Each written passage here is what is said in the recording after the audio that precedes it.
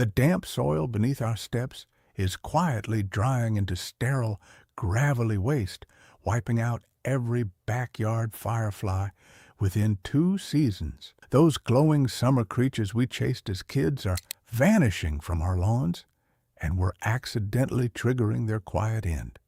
A simple $4 soil trick can stop this loss immediately, while remaining entirely safe for your dogs and family. Why did our peaceful yards become so deadly?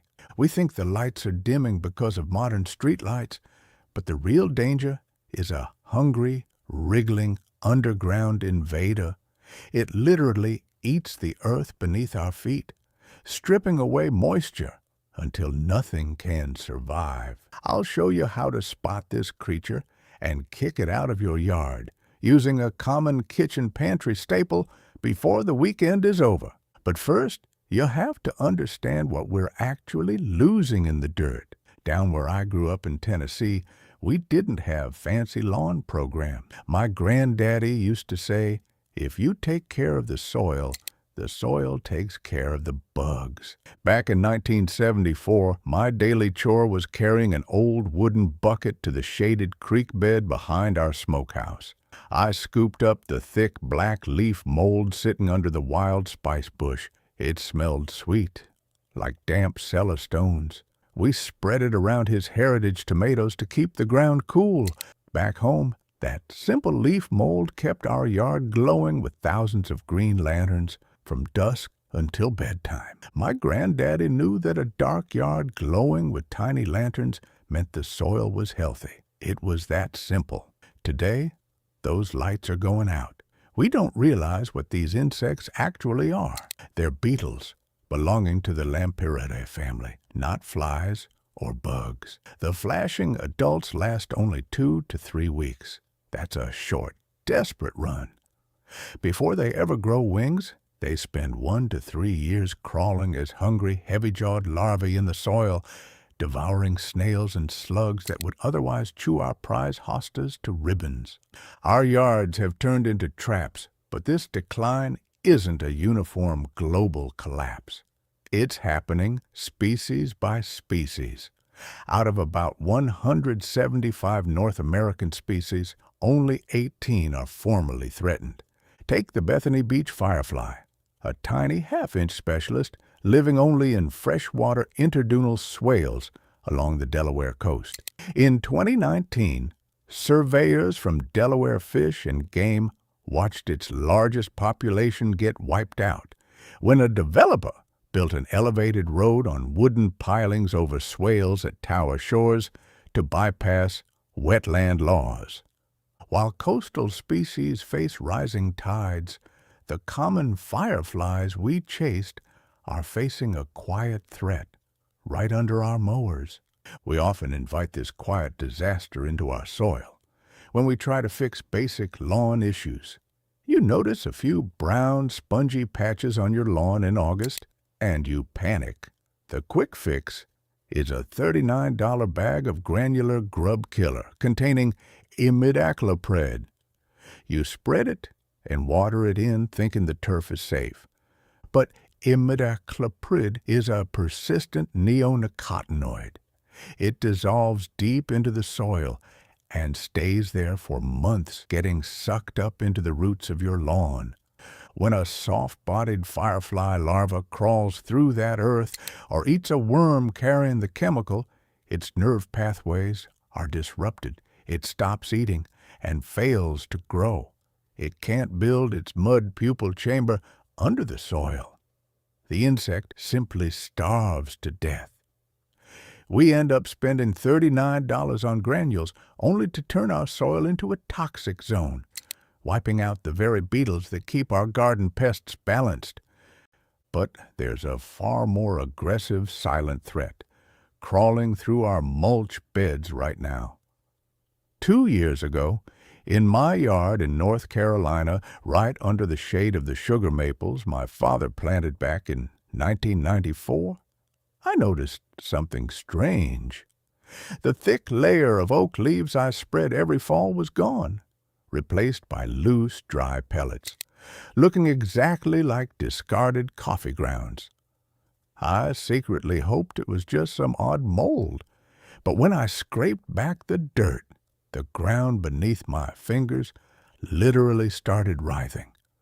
Dozens of smooth, metallic brown worms thrashed wildly like angry snakes. These were Asian jumping worms, an invasive species that arrived in the United States around 2013 and has now spread into 34 states. They live in the top 2 inches of soil, acting as destructive ecosystem engineers.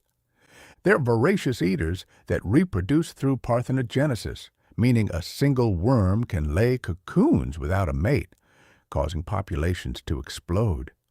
Within just 2 seasons, they turned my rich topsoil into a dry, porous, gravelly mess. This structural change is fatal for firefly larvae.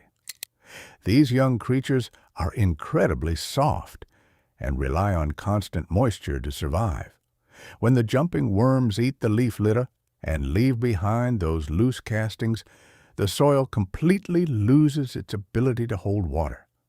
Every time it rains, the dry pellets wash away, exposing tree roots and drying out the ground.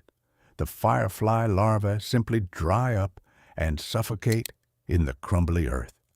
On top of that, the jumping worms starve the larvae by displacing the native snails, slugs, and regular earthworms they hunt. It's a silent, barren desert where nothing can survive. If you have these jumping worms, don't panic. You can't wipe them out across the neighborhood, but you can reclaim your own garden beds. Last summer, I tested a simple trick. I mixed 1/3 cup of ground yellow mustard seed into 1 gallon of water and poured it over a square yard of my infested hosta bed. Within 3 minutes, the mustard irritated the worms, forcing dozens to wiggle to the surface. I picked them up with old tongs, dropped them into rubbing alcohol, and tossed them in the trash. By doing this 2 times a week in August, the soil slowly started to settle. The coffee ground texture didn't vanish immediately, but native earthworms returned to the lower layers. By the following July, I saw the first soft flashes of fireflies returning to the branches of my maples. It's a slow battle, but you can protect your soil if you stay persistent. While clearing out the jumping worms, you also need to address another silent killer, our security lights. During the peak summer mating season in June and July, flying male fireflies rely on green flashes to signal to wingless females waiting in the grass. When we leave our bright outdoor floodlights on all night, we create an artificial glare that drowns out their signals. The males can't see the responsive glow of the females, and the mating cycle stops. To fix this, you don't need to spend a fortune. Simply replace constant porch lights with motion-activated sensors and pull your window blind shut after the sun goes down. This free change restores the darkness these beetles need to communicate. At the same time, we need to rethink how we clean our properties.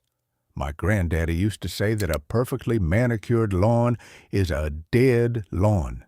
Instead of raking every leaf in autumn and dragging bags to the curb, leave a wild, unmowed patch of grass and fallen leaves in the back corner of your yard. Raking the leaf litter actually throws away the overwintering larvae nestled in the damp foliage. By leaving those leaves under trees, you create a shaded, moisture-rich sanctuary that shields both the larvae and their prey. 2 seasons ago, I put this to the test behind my garden shed, leaving a 10-foot by 10-foot wild patch completely unmowed. I let the native orchard grass grow tall, piled our fall oak leaves right there, and waited. That simple, free habit keeps the ground cool, providing the exact damp shelter those crawling firefly larvae need to survive the winter.